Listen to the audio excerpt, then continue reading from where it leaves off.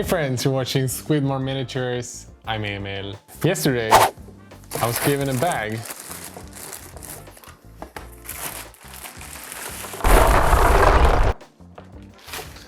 Something ridiculously wonderful. And if you don't know what this is the original, the OG Games Workshop Citadel paints. And these, as well as this tiny little box with retro amazing miniatures. I need to strip these of paints though. Were given to me by a local guy called Christer or Kriokinesi, who's been a miniature painter for the better part of 30 years. I had a few of these when I was a kid. And by the way, if the sound is a bit odd today, it's because I've got a new microphone, so we're testing it out. Hopefully it sounds good, but no promises. I want to do a test because I remember enjoying these a lot. The smell of these, poisonous fumes. So I kind of want to see if they hold up. If the changes that Games Workshop and Citadel have done actually made the paints a lot better. And just like you, I have a lot of unpainted miniatures. And these are for Warhammer Underworlds, the Goblin Wolf Riders. And I've been really excited to get these painted. So what I'm going to do is I'm going to paint one of them with the old Citadel paints and then one of them with new ones to kind of compare how the different colors are, and I'm actually really excited about this. There's no black and white included in this, so I'm going to have to use whatever white and black I have.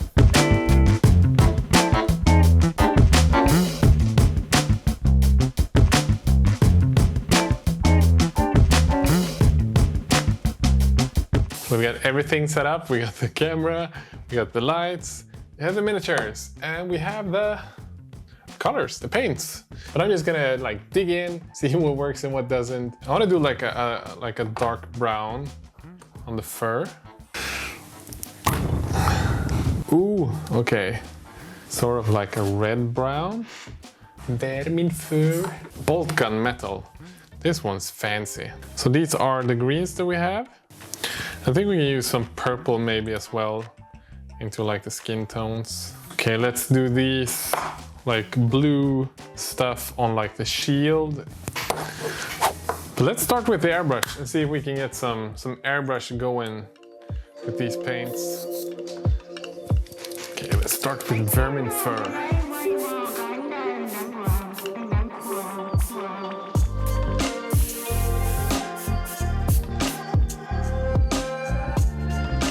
I'm really liking what I've been getting so far. It's a very vibrant brown color, reddish brown tone, not too far away from like Mornfang brown that Games Workshop have today. So I'm gonna take the same color again, but just add a little bit of black and see if we can get it slightly darker and airbrush from underneath. Let's bring out the brushes, let's start painting. God damn, these are stuck so hard. Using a cheaper nylon brush to add the paints to the palettes. Oh my god. And then I'll think we'll use the jungle green as the base for the skin. Okay, this one might need surgery. So the medium has separated from the pigments, but let's see if we can use a stirrer and get it active again. So I feel like this is the first paint that I might have to give up on. That's a bummer. It's a really nice tone. I'm one of those people who just love the history of Games Workshop. Partially because I got started in the 90s, and back then just everything was different. The bases were different, the figures were different, the material they were cast in was different, and yeah, the paints were different. When I was 12 years old and went in to pick up my first paint set, this is how the paint bottles looked.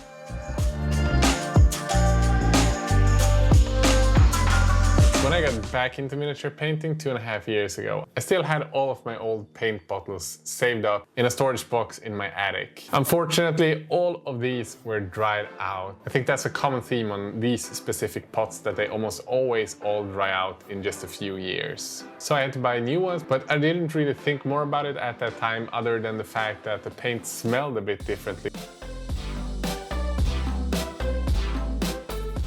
So at least when I was playing back in the 90s as a kid, mixing paints was pretty much, I added some white to some colors, but other than that, I just didn't mix. I had no idea how to mix colors, but mixing paints, like even with these old ones, is a good way to like add tones and change the variation of different paints. So if we want like a dark green, we add some browns, we add a little bit of blacks, and voila, we have a really nice like base tone for our goblin skin tone.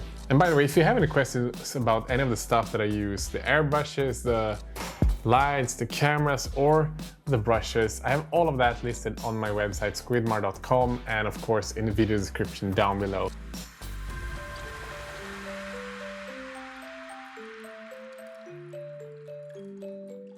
I just started by adding more paints to the palette and started painting. I added some of the round ones and some of the hexagon ones. And the round ones, pretty much all of them were still usable. None of them had any clumps in them. They were running just fine. I needed to shake them vigorously because obviously they had separated over the 20 or 30 years since Christer used them the last time. But some of the other ones, the ones shaped as a hexagon, had clumped together quite thickly and collected like the paint in the bottom of the half and then some liquid, probably medium or water or whatever it is, at the top.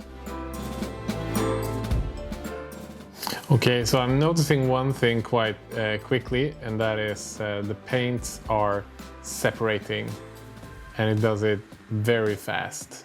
I wonder if this is because the paints have been separated so long in the bottles and that I need to shake them more. That might be the case, but again, I didn't have a vortex shaker, so I might have to get one of those.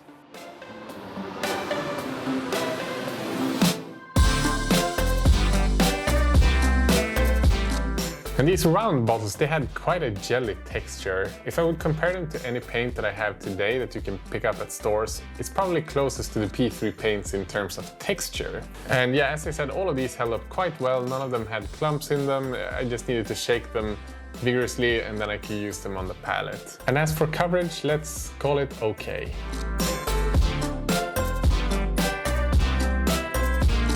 Having some issues. The paints are separating, and they're separating really bad. I've been away for, I don't know, 40 minutes eating lunch, and all of the paints are separating. It's just like water. So I'm gonna have to re-add all of the paints and see, maybe it was too moist, I don't know. I'm gonna try again.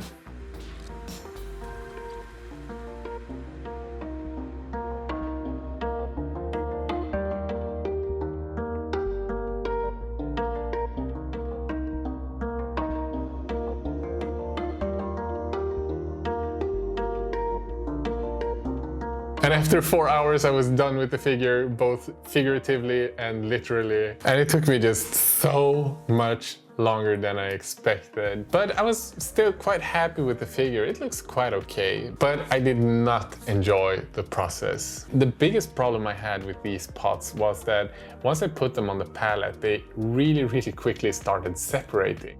So I had to take more from the pot and add it to the palette again, and just 10-15 minutes later, it was like a wash again. And this whole process of adding new paints every 20 minutes or 15 minutes got tiring really fast, and it made it really hard to paint and mix different paints in different stages of the miniature. Because every time I needed to use the paint, I had to add more of it. And I didn't have the same problem with the round ones as I had with the hexagon ones. The round ones was a lot better in sticking together instead of separating. And this workflow of having to add more paint really got me wondering whether I didn't enjoy painting this figure or if it was the painting process I didn't enjoy. And I just really didn't have fun with it. After a time, I just stopped adding new paints and started painting with this really watered down paint, and it made it really hard to get layers to stick, and it just wasn't an optimal solution. So let's just get started on painting the second one using Vallejo and Citadel modern range of paints.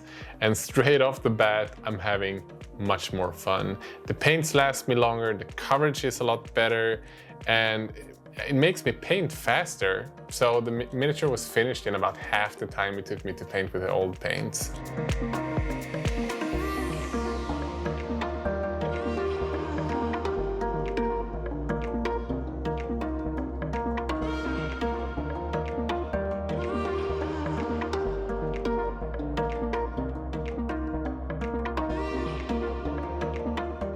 Now, is this a perfect test to see which paints are the best? Not really.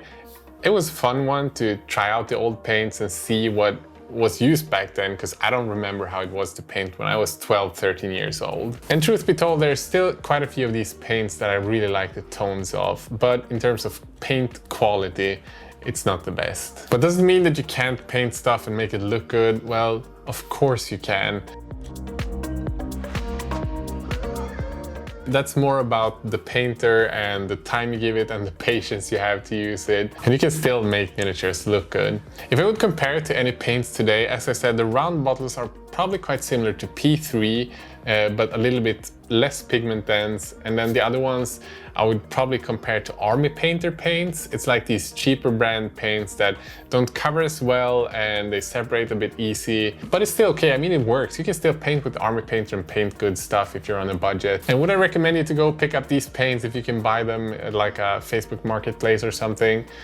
For nostalgia, sure, why not? But if you want to paint stuff and make it look good, you really don't need these paints. The new ones are great. There's a reason that Games Workshop don't sell these anymore, because they've developed better recipes for paints. And for now, at least, I got 2 miniatures painted. So I hope you had a little bit of fun. If you did, don't forget to leave a like. That really helps the video spread to new people. Also, let me know in the comments, as I said, which paints did you grow up with? Which were the first paints that you started using? I'd also love to hear which one of the 2 figures that you enjoy the most. Which one was your favorite? One A, that I painted with old paints, or B, that I painted with the new paints. And if you enjoyed this video, please consider subscribing, because I release videos about hobby and miniature painting every week. And if you want to support this channel, there's a few ways you can do that. Either by going to my website squidmar.com, where I've listed all of the stuff that I use in my videos, whether it's paints, brushes, or the cameras and lamps that I use for recording. And if you have a few dollars to spare, please consider joining my Patreon, like all of these amazing people. If you join there, you support this channel, and also you get to join me and all of the 400 patrons that we have on the Discord chat, where we talk about miniature painting, life, hobby, or just having fun in general.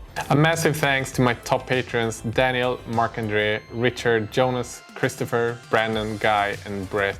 You guys are beasts. And with that said, friends, have a great day. Bye bye.